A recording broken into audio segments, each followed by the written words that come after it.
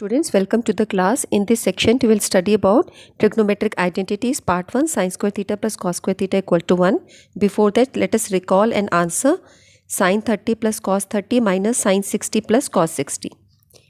Now here, this is sin 30. Sin 30 की value क्या होती है? आप टेबल को याद करो, 0 हाफ 1/√2 हाफ वैल्यू होती है, और cos 30 की वही वैल्यू होती है जो sin 60 की वैल्यू होती है.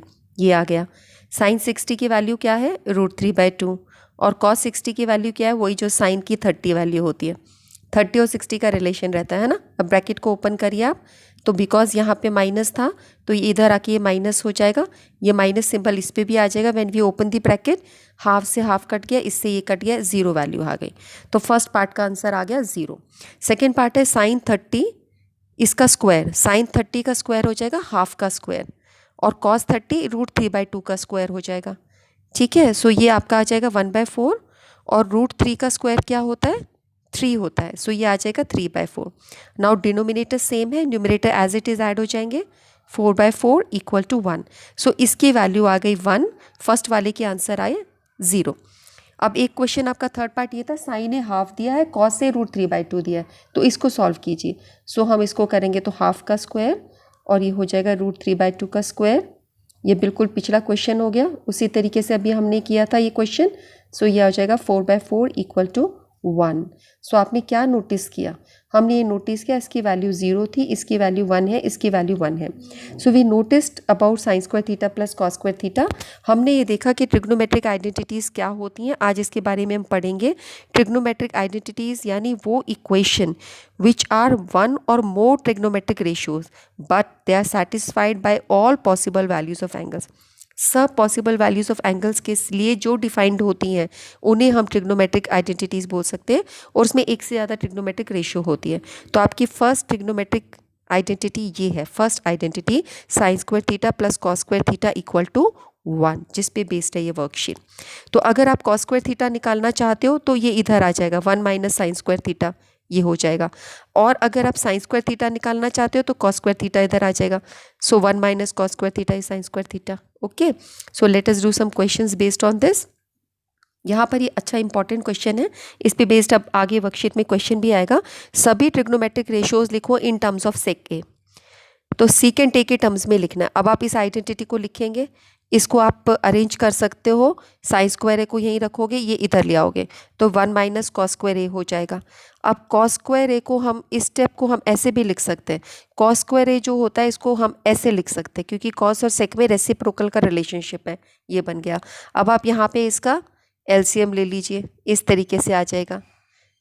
क्रॉस मल्टीप्लाई करके जो हम करते हैं ऐसे, ये आ जाएगा, ये आ गया.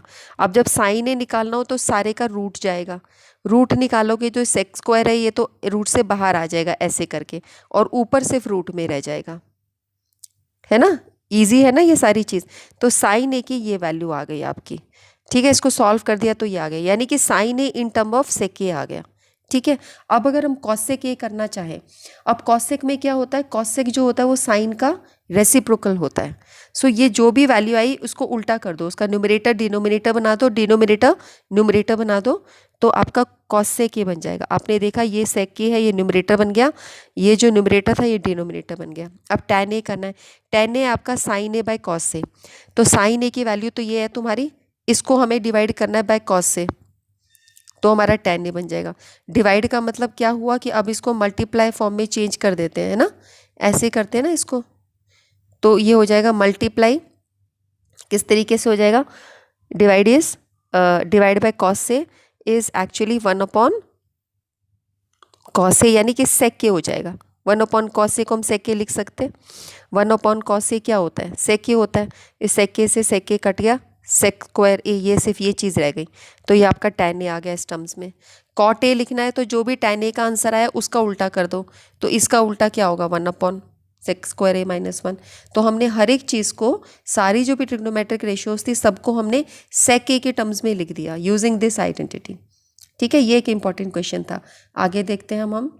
नेक्स्ट क्वेश्चन है, अगर x ए साइन थीटा के इक्वल है, y ए कॉस थीटा के इक्वल है, तो x square plus y square निकालो. तो आप पहले इसका स्क्वायर करो, तो ये आपका क्या आ जाएगा, ए स्क्वायर साइन स्क्वायर थीटा। फिर इसका स्क्वायर करो, ये आ जाएगा ए स्क्वायर कॉस स्क्वायर थीटा। दोनों में से ए स्क्वायर कॉमन निकालो, ये दोनों अंदर रहेगा। अब ये आपकी आइडेंटिटी है, यूजिंग दिस आइडेंटिटी इसकी जगह 1 लिखा, तो x square plus y square is equal to a square. Prove हो गया ना। So value of x square plus y square a square के इक्वल आ गई। Let us do next question. अगर आपका sine theta plus sine square theta 1 के इक्वल है तो इसकी वैल्यू निकालो, cos square theta plus cos square theta. ये भी इंपॉर्टेंट क्वेश्चन है, बच्चे ऐसे घबरा जाते हैं इस क्वेश्चन के अंदर। आप ये देखो, आपको ये दे रखा है इक्वल टू 1, तो साइन थीटा की वैल्यू निकालने के लिए इसको उधर ले जाओ, ये बन गया, ठीक है, माइनस साइन हो जाएगा।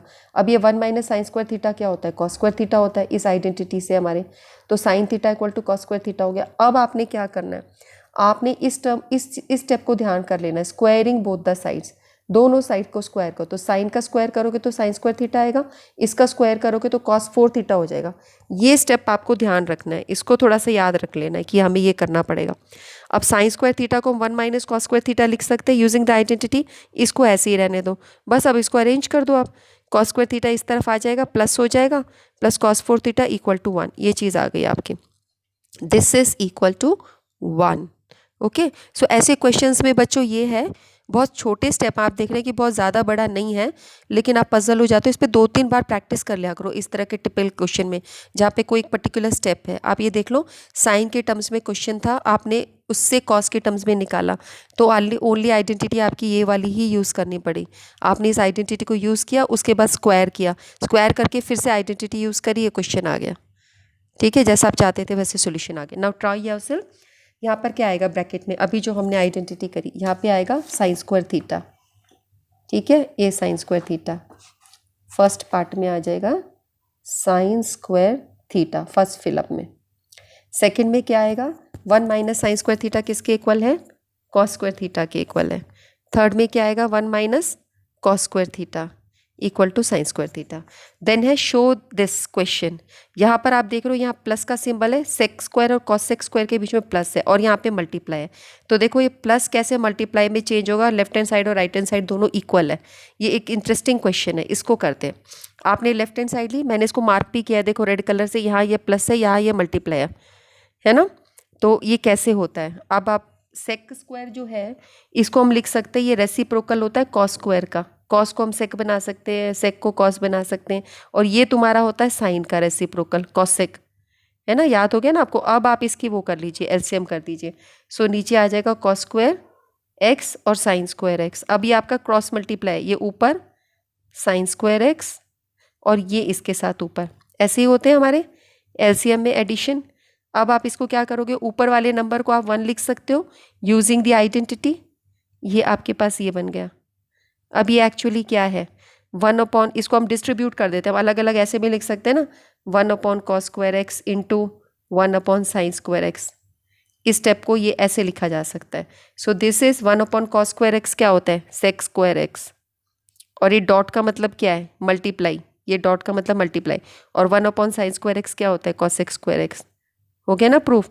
तो यहाँ पर आपकी आइडेंटिटी हुई using identity number 1, identity number 1 use किया है कि sign square x plus cos square x 1 use होता है, और ये आराम से इजीली हो गया।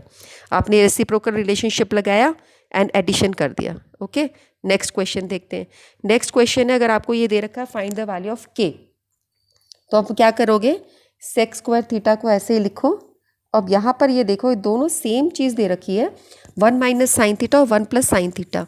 तो ये a माइनस बी और a प्लस बी जैसा लग रहा है, तो उसको a square minus b square कर सकते हैं, है ना। आप using a square minus b square is equal to a minus b into a plus b, इसको हम यूज़ कर सकते हैं।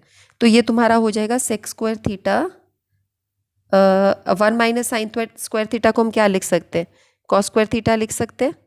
और यहाँ पर हमने क्या यूज़ किया, using identity 1 minus sine square theta is equal to cos square theta, using identity sine square theta plus cos square theta equal to 1, वो आइडेंटिटी आपने यूज़ की है। और ये आपका इक्वल टू के चल रहा है सारा, इक्वल टू के, है ना, राइट हैंड साइड में। अब sec square theta plus cos square theta, इनका क्या रिलेशन है, इनका रेसिप्रोकल रिलेशन है। सेक स्क्वायर थीटा को 1 अपॉन कॉस स्क्वायर थीटा लिख सकते हो, इसको ऐसे ही रहने दो, इक्वल टू के, तो ये कैंसिल हो गया, 1 इक्वल टू के, सो के इक्वल टू 1 आंसर आ गया। ईजी था ना ये भी।